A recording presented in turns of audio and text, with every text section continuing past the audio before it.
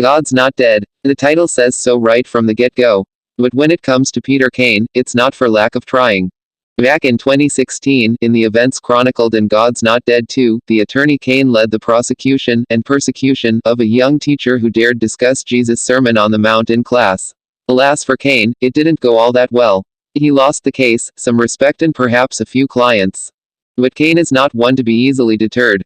8 years later, he's running for Congress, campaigning, naturally, to push God out of politics. Maybe he didn't have that much luck with the jury box. But the ballot box, well, that might be a different story.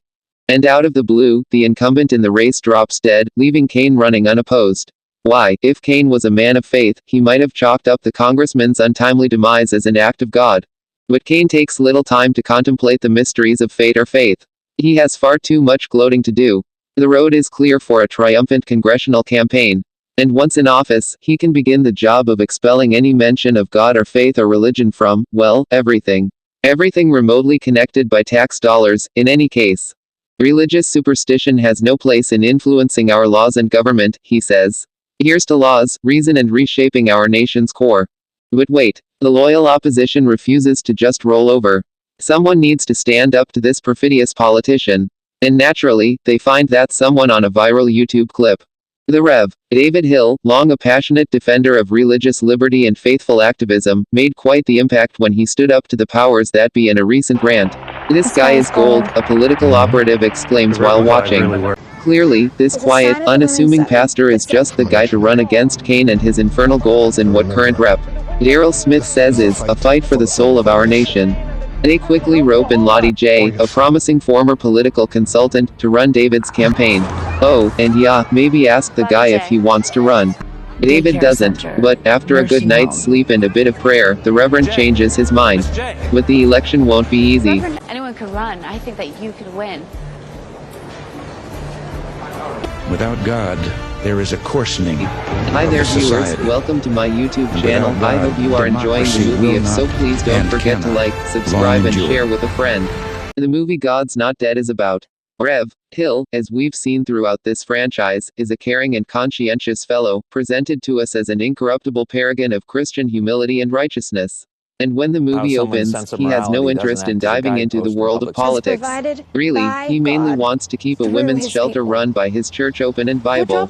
That blend of righteousness and humility makes David an attractive political candidate. It's hard to stay clean in the dirty world of politics, of course, and he has opportunities to dive into the muck with everyone else.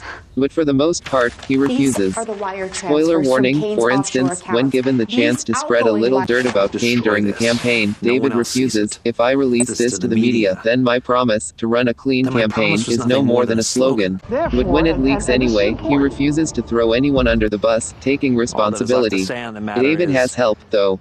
When circumstances get difficult, he complains about how it seems as though God is putting mountains in his way. His fellow pastor, Martin Yip, says, "Perhaps God put those mountains in front of you to show that they can be moved."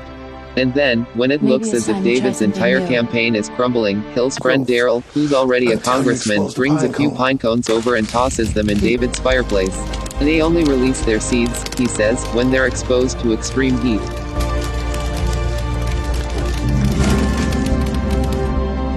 Alright, let's start all over. In God We Trust begins with clips from a speech from then-President Ronald Reagan. "Without God, democracy cannot and will not endure," he says. That sets the film's thematic table, with Peter Cain cast as the guy who keeps flinging the silverware. "My job as a congressman is to represent the people, not impose my faith on them," he says. In a debate, he argues that the idea that this country is a Christian nation, that's more myth than history. He notes that the phrase, "In God We Trust," was added to U.S. currency in the 1950s, as was the wording, "under God." Publicly, he doesn't denigrate people of faith. But Cain does say that faith has no place in government, arguing for a strict separation of church and state. Rev. Hill argues that that so-called separation was enacted to protect the church, not the state. And when Cain points out the checkered role religion has played in history, David says, "The messengers may stumble, Mr. Cain, but it doesn't negate the message." He makes many an impassioned speech about the necessity of faithful political engagement. "We cannot remove God from the fabric of our country without the risk of it collapsing," he says. And he quotes from the Declaration of Independence's use of the word creator, stressing that the nation's forefathers felt our inalienable rights were endowed by the Almighty, not a construct of man.